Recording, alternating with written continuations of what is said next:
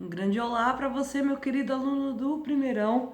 Hoje a gente vai começar a nossa aula 48 da página 333, tá? É uma aula longa, então vai ser só uma introdução. E aí a gente vai continuar essa aula pelo Meet, beleza?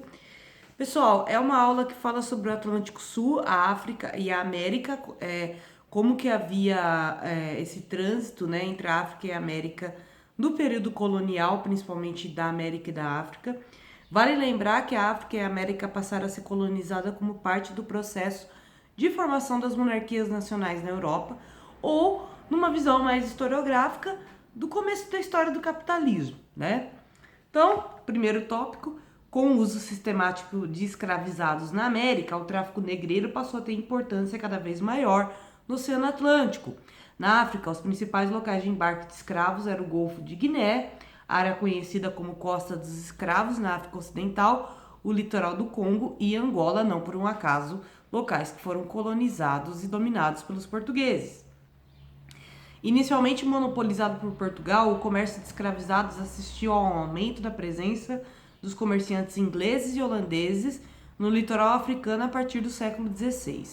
A ocupação europeia na costa africana foi feita por meio da instalação de feitorias e fortes, marcada pelo contato com as autoridades africanas para realizar um comércio bastante diversificado. A compra de escravos para revenda na América tinha um papel de destaque. A importância econômica do tráfico negreiro contribuiu para fortalecer os estados africanos envolvidos em sua comercialização.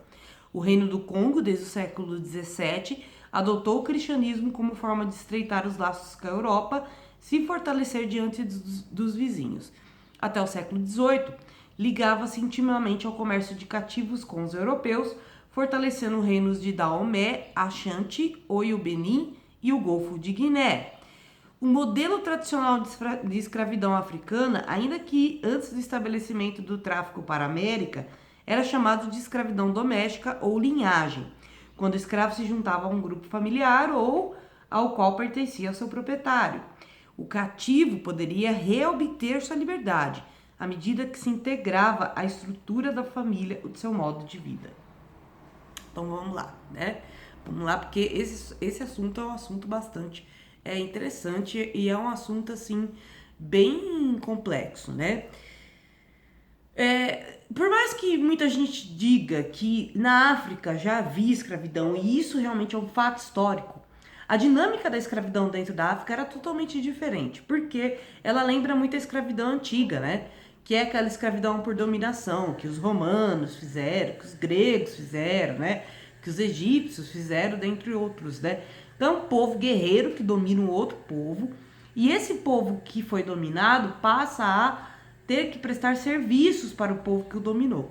E quando eu digo que ele passa a ter que prestar serviços, é que ele, basicamente, esse povo guerreiro aí que domina o outro, captura pessoas, né, dessas famílias e passam a integrar essas famílias dentro da sua dinâmica social. O que a gente chama de escravidão doméstica é um escravo que tem que fazer os afazeres da casa. Então, se precisa fazer alguma reforma, ele vai fazer. Se precisa cozinhar, ele vai fazer. Se precisa plantar algo, ele iria, né, executar essa tarefa. Vale lembrar também que os escravizados eram pessoas que podiam ser colocadas para fazer favor. Então, por exemplo, se você tinha um escravizado que sabia fazer construção, muitas vezes o dono desse escravo acabava vendendo a mão de obra desse escravo para outra pessoa. Qual que é a característica que vai ser diferenciada? O que eu já expliquei para vocês, né? Que é uma pessoa produzindo para outra, né? O escravo, a maior característica do escravizado é que ele nunca produz para si mesmo. E quando eu digo isso, nada do que ele faz em termos de ofício, de trabalho, fica para ele. Então, ele é desviado do fruto do seu próprio trabalho. É lógico que para uma lógica capitalista isso parecia ótimo, porque é disso que o capitalismo consiste, né? De exploração da mão de obra do trabalhador, que estava na condição de escravidão, nesse caso, para poder se obter riqueza e acúmulo de riquezas, tá? Vale lembrar que o comércio de escravo era mais lucrativo até do que ter os próprios escravos. Por isso que Portugal investiu tanto nessa captura ou nessa compra de escravizados. A princípio, Portugal comprava escravizados. O que vai acontecer é que essa quantidade de escravizados vai esgotar e aí Portugal vai passar literalmente a destruir sociedades inteiras para poder pôr essa sociedade sobre a condição de escravidão. Isso quando eles não simplesmente capturarem as pessoas para pôr, né? Porque, como eu disse, para os portugueses o comércio era o grande lance lucrativo. E para quem comprava o escravo também era lucrativo, porque ele podia fazer dinheiro, né, com aquela mão de obra. O que vai diferenciar a escravidão numa dinâmica do que os portugueses fizeram e dessa dinâmica africana? Na escravidão africana, se aquele escravizado se submetesse culturalmente à civilização que ele pertencia a partir de então, ele poderia se libertar. Agora, o escravizado que vai ser levado para o Brasil, por exemplo, não vai adiantar nada ele falar o português, porque é obrigatório, ele vai ter que aprender a falar o português. Se converter para a religiosidade católica é quase que obrigatório, né? Mesmo que muitos escravizados vão manter o candomblé como forma de manter a sua identidade, quase sempre eles tinham que fazer isso às escondidas, ou eles faziam isso com um sincretismo religioso, ou seja, associando com elementos da religiosidade católica, que era considerada a religião predominante. Aí fica a dica aí da prof de história. Muito fácil entender qual é o pensamento predominante de uma época, é ver qual é a elite dominante daquela época. Se a elite dominante era portuguesa, católica e colonialista, era todos esses princípios que eram passados como ordem vigente social, certo? Então, por mais que o escravizado se adequasse à cultura local, ele não sairia da condição de escravizado. E isso é um grande diferencial aí entre, basicamente, a cultura portuguesa e essa escravidão que acontecia dentro da África. Além do fato que, quando a escravidão tomar uma dimensão incontrolável, os próprios reinos que faziam negócios com Portugal vão passar a ser extremamente atacados para se poder roubar mais pessoas e pôr sobre a condição de escravidão, tá bom? Outro fator importante a ser lembrado aqui, galera, é que basicamente, por mais que houvesse escravidão na África, como eu falei, não havia esse racismo tão violento que a condição de colonização vai pôr no escravizado que vai estar na colônia, né? Então, por mais que havia sim, segundo muitos historiadores e sociólogos, né, havia de fato um preconceito muito grande entre uma etnia e outra, muitas vezes no próprio território africano, que aí a gente pode configurar como racismo, porque era um preconceito em cima também dos costumes da pessoa, né? Não só da questão étnica. No Brasil vai ter essa configuração da cor da pele como uma forma de demonização, né? Daquele povo, como uma condição que vai sempre colocar aquela pessoa sobre alguém que tem que ser controlado, dominado, submisso, né? Então mesmo o preto que vai conseguir se libertar da condição de escravizado, ele vai ter que reproduzir os valores europeus no Brasil, né? Os valores dessa elite europeia para ele poder de fato ser respeitado. Então ele vai ter que se vestir como os europeus, então ele não vai poder usar as vestimentas originárias, ele vai ter que ser uma pessoa muitas vezes que vai ter que basicamente comprar escravizados. Então a gente tem no Brasil histórias de pretos que tinham escravos, mesmo que eram pessoas que eram à margem da sociedade ainda assim, como por exemplo em Minas, a gente vai ter o caso de uma prostituta que vai ter mais de 20 escravos. A dinâmica entre essa pessoa preta que tinha um escravo era muito diferente do branco que tinha escravo. Pois, esse exemplo dessa mulher que eu dei, que a gente vai chegar a ver ele especificamente porque tá no conteúdo de vocês, quando a gente começar a falar de sociedade mineradora, né, lá pro século XVIII da história do Brasil, como aqui a gente ainda tá no século XV, XVI, não vou adiantar tanto essa conversa, mas vocês vão ver que ela, por exemplo, quando ela morreu, ela deixou uma alforria, uma libertação para todos os escravizados e todas as suas joias. Ou seja, ainda assim, mesmo sendo dona de escravos, para ser respeitada numa sociedade escravocrata, ela ainda tinha um tratamento completamente diferente com esses escravizados em comparação com os brancos que deixavam os escravos de herança para seus filhos, que jamais pensariam em libertá-los, né? E que muitas vezes prometiam essa libertação, mas nunca cumpriam, tá? Tem um fator aqui interessante também que está colocado aqui na apostila de vocês, além dessa diferença aí entre uma pessoa escravizada e uma pessoa aqui na África e uma pessoa escravizada no Brasil, Por que é bom pontuar essa diferença? Porque senão a gente vai cair no discurso que quem é culpado pela escravidão negra na América são os próprios africanos, porque eles comercializavam com os portugueses. Mas vale lembrar que eles não havia essa noção tão grande, muitas vezes, das atrocidades que essas pessoas viriam a sofrer e que, de maneira geral, na África, tudo isso era encarado de maneira muito diferente, tá? Então, não dá para igualar o que acontecia ali na África e o que acontece no Brasil, sob condições de escravidão.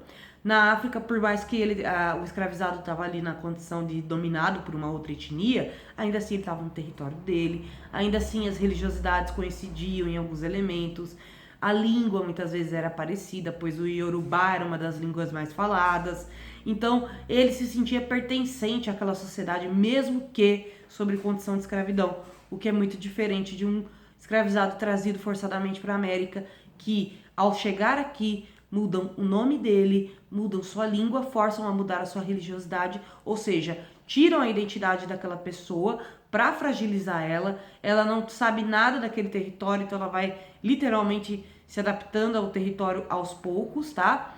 E outra coisa, a diferença aqui é o fator chamado diáspora. O que seria essa diáspora?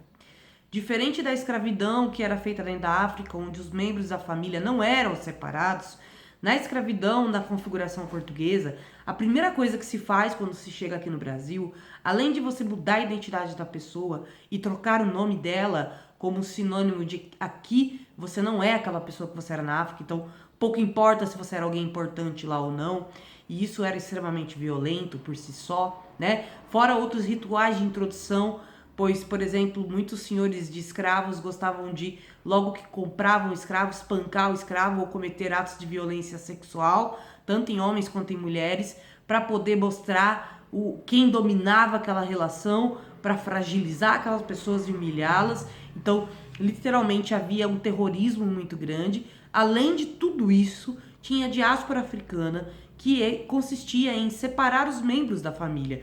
Então, nos filmes como 12 anos de escravidão, né, que mostra essa configuração da escravidão no sul dos Estados Unidos, né, a primeira coisa chocante que a gente vê no filme é a separação entre o pai, a filha, a esposa e o filho, né, e eles separam eles como se não fosse nada, e ele fica sem saber o paradeiro da própria filha, sem saber o paradeiro da esposa, porque literalmente não havia nenhuma informação passada para essas pessoas. Então, elas sequer sabiam onde estavam seus parentes. Então, até para a gente fazer uma árvore genealógica dos descendentes de africanos no Brasil, que são a imensa maioria, né, da população, incluindo eu, é complexo demais, porque a gente pensa que os descendentes de africanos ficavam concentrados em uma fazenda do Silva, que originou o sobrenome Silva, por exemplo, da Silva, mas os que estavam ali não necessariamente eram parentes, porque muitas vezes havia esse efeito de separação, pois acreditava-se que as famílias unidas eram mais fortes e poderiam resistir à força ou à imposição da condição de escravidão. Então havia também toda essa estratégia de separar os membros da família, o que é bem assustador, parece até uma história de distopia, né, galera? E é bem isso mesmo. Embora na época havia uma utopia que a América seria a terra perfeita, onde todos os erros do mundo, da Europa, seriam corrigidos, a real é que a América virou um inferno para proporcionar o paraíso da Europa, né? E quando eu digo isso, é que para pessoas que eram africanos sob condição de escravidão, para os indígenas era infernal toda essa condição, ou até para os próprios britanos que foram para a América porque estavam fugindo, né, das guerras religiosas da Europa e deram de cara com uma situação adversa terrível, né? Então, assim, nesse sentido, não tem nem comparação dizer que a escravidão africana é parecida com o que aconteceu no Brasil, porque já expliquei para vocês, questão de violência era muito maior aqui no Brasil, a separação das famílias, que é o que a gente chama de diáspora africana, a troca da identidade, né? Então, assim, não havia nenhum respeito por aquelas pessoas, elas eram encaradas como bichos, né?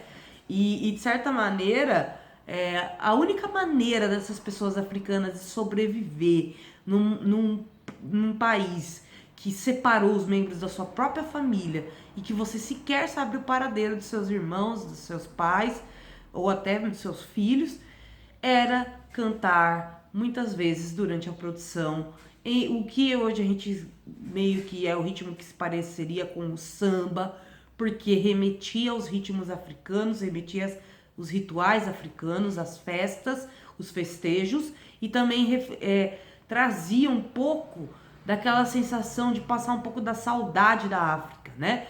Tanto que a maioria dos africanos que vinham para o Brasil, eles sofriam de uma doença que na época eles chamavam de banto. Trata-se de uma doença onde, literalmente, né, o escravizado ficava tão melancólico e com tanta saudade da sua família e da sua terra, que ele não conseguia produzir, né? Ele não conseguia trabalhar. Então, a primeira história que a gente tem do Brasil que realmente pode remeter a uma ideia aí de depressão, porque melancolia era paralelo à depressão, dessas pessoas que sofreram muito nesse processo de escravidão, né? Então é isso, meus queridos. Essa é a introdução da aula de vocês, tá bom? Vocês vão pegar para mim e fazer a atividade 1 dessa aula, na página 334. Depois a gente vai fazer uma atividade pelo sistema do plural, que é um sistema online do ângulo, tá bom? Espero que vocês estejam bem, um beijo e até a próxima.